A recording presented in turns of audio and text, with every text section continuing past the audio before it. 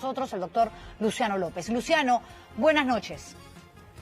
¿Cómo estás, Juliana? Buenas noches. Muchas gracias por la invitación. A ti, gracias, porque además sabemos que estás dando clases, que eres profesor universitario y que te has generado esta pausa, este paréntesis para poder conversar con nosotros de este tema que es tan importante, porque más allá de que si se merece o no el indulto, de que si está muy enfermo y podría morir en la cárcel, aquí tiene que haber un respeto al Estado de Derecho. Tenemos que entender que hay convenios, ¿no?, internacionales, con organismos internacionales, y que no se puede pasar por agua tibia una situación que es altamente escandalosa y que podría generar un precedente nefasto en materia jurídica. A ver, lo decías tú en Twitter, ¿no? Era más que previsible, papelón de los magistrados del TC que no acataron lo dicho clara y enfáticamente por la Corte Interamericana en el fundamento de la resolución del 2018. Esto, para que la gente nos entienda, Luciano, tiene que ver a el momento en que le da el indulto, que es una facultad absoluta de los presidentes, en ese entonces Pedro Pablo Kuczynski, a Fujimori, y se sabe después que todo esto fue a través de un acuerdo bajo la mesa por un interés, por un objetivo no humanitario, sino político. Entonces la Corte Suprema dice, hasta acá nomás, esto no va, regrese usted a Dios, señores Barbadilla. Y lo que está haciendo el Tribunal Constitucional no es indultar, porque el que indulta es el presidente y Castillo no lo ha indultado, es revivir, resucitar el indulto muerto, porque la Corte Interamericana dijo en ese momento, no, esto no procede. Más o menos así, el experto eres tú, Luciano. Sí, más o menos. Efectivamente, lo que sucedió fue que se dio el indulto, las víctimas fueron ante la Corte Suprema, porque como él fue un expresidente, entonces por su rango a él lo juzgó la Corte Suprema, claro, y por tanto quienes tenían que acompañar la ejecución de la pena también tienen ese rango.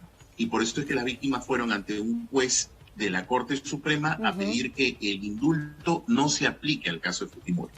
Pero cuando eso sucedió y efectivamente se pide, previamente las víctimas, apenas ocurrió lo del indulto, Juliana, las víctimas que habían participado en el caso Barrios Altos y La Cantuta, que resolvió la Corte Interamericana de Derechos Humanos, fueron ante la Corte y se quejaron también de la ocurrencia del indulto. Entonces la Corte Interamericana hizo lo que se llama una supervisión de sentencia. ¿Qué es eso? Para que la gente lo pueda entender. Como su mismo nombre lo indica, es supervisar, verificar que lo que ella resolvió antes se está cumpliendo, ¿correcto? Entonces la Corte Interamericana lo que hizo fue, llamó al Estado peruano, el Estado peruano incluso contrató a unos abogados para que puedan participar en la audiencia, escuchó a las víctimas y luego eso dictó una resolución, que es del 30 de mayo del 2018. Es bien interesante lo que tú dijiste en la introducción, porque decías, hay que respetar el Estado de Derecho, sobre todo porque la Corte dijo algo, y algo sumamente útil que probablemente, bueno, es un tema muy privado de la defensa de Fujimori, pero que a lo mejor no quisieron usar. Te lo leo rapidísimo en cámaras. El fundamento 68. La Corte dijo, corresponderá a las autoridades nacionales, o sea, al Perú, analizar si el ordenamiento jurídico peruano prevé otras medidas que, ahí viene la pepa, como dicen ustedes, sin implicar un perdón de la pena por el Ejecutivo. Abro paréntesis. O sea, no le puedes dar indulto, pero sí puedes explorar otras alternativas para proteger la vida de Alberto Fujimori, condenado por graves violaciones a los derechos humanos, en caso de que realmente su situación de salud y condiciones de detención pongan en peligro su vida. Claro. Entonces, ¿qué le estaba diciendo? Prácticamente le estaba dando la salida, ¿no? Le estaba diciendo a la Corte, oye, no le puedes poner un indulto, no le puedes perdonar la pena, ¿ah?, pero sí puedes explorar algunas otras posibilidades que existan en el ordenamiento peruano. Claro. ¿Existe algo en el ordenamiento peruano? Te cuento que sí existe. Sí. Hay una figura que se llama el habeas corpus correctivo. ¿Qué es esa cosa en español?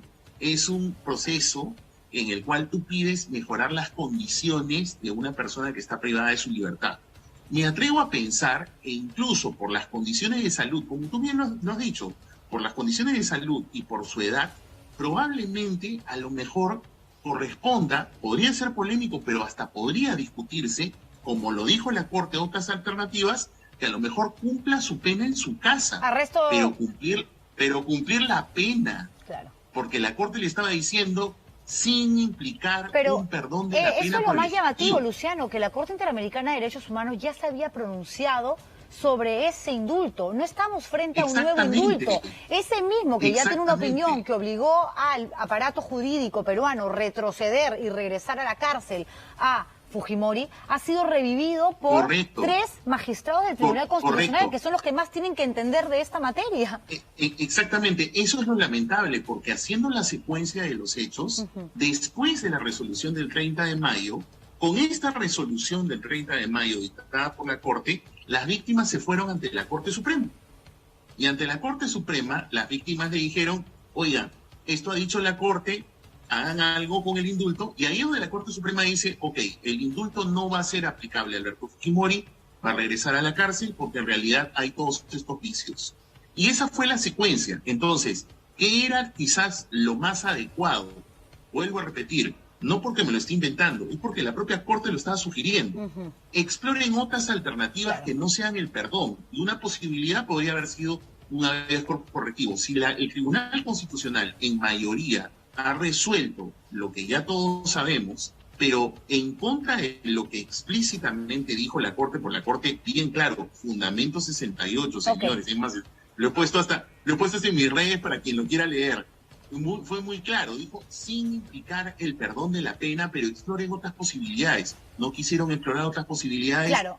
Ya bueno. Aquí el debate ahora es, no se está acatando lo que la última instancia en materia jurídica, que es el Tribunal Constitucional, ha decidido en mayoría, con los votos de 3 magistrados y el dirimente, que es el presidente del TC. Eso lamentablemente...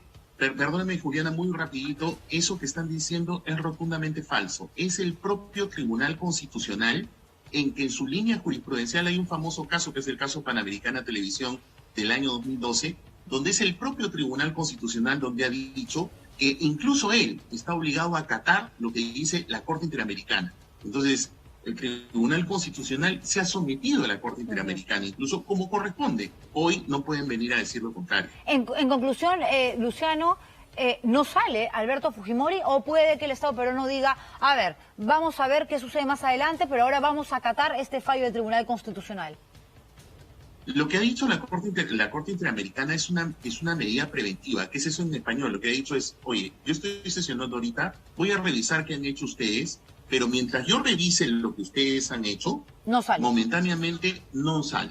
No me ejecutan esa resolución de la Corte del Tribunal Constitucional, porque vuelvo a repetir, el propio tribunal lo ha dicho en su línea jurisprudencial. Cito un caso del año 2012, muy conocido, donde el propio tribunal ha dicho, sí, hasta yo tengo que acatar las resoluciones de la Corte. Sí, todo, Luciano, entonces, y además la manera como tú la explicas, ¿no?, que es bastante peculiar y directa, es tan fácil de entender, pese a no ser constitucionalistas, cómo es que 3 de los 6 magistrados no pudieron concluir de una manera tan rápida y puntual como lo estamos haciendo nosotros en 4 minutos de entrevista. No lo entiendo, porque además uno lee, ¿no?, los votos de los integrantes del Tribunal Constitucional y hay algunos que realmente parecieran sacados de ni siquiera de un libro de derecho universitario, de Coquito. Y eso, sin embargo, el voto singular de Ledesma Narváez, de la magistrada, claro, es bastante contundente, es puntual y además menciona los artículos de la Constitución y habla del precedente y habla de lo sucedido en el 2017,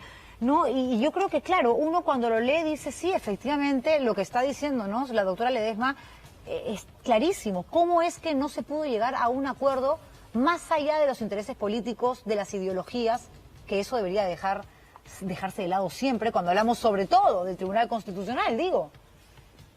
Esa es una de las razones por las cuales creo yo, y lo he venido sosteniendo reiteradamente, la selección de magistrados del Tribunal Constitucional no debe estar a cargo de un órgano político. Perdóname, lo vuelvo a mencionar porque hoy estamos en una selección de magistrados del Tribunal Constitucional política, con una serie de cuestionamientos que varios miembros de la prensa están revelando, y eso es bastante grave. Sin embargo, vamos a hacer votos porque indudablemente el Estado cumpla. Por si acaso también, casi me permiten, muy rápido, he estado viendo que varios señalan y dicen, no, la resolución de la Corte también se puede desacatar. A ver, les hago un recordaris. Desde el año 2002, Juliana, existe una ley, que es la ley 27.705 para todos los curiosos. Esa ley que dictó el Estado peruano es para cumplir las resoluciones de la Corte.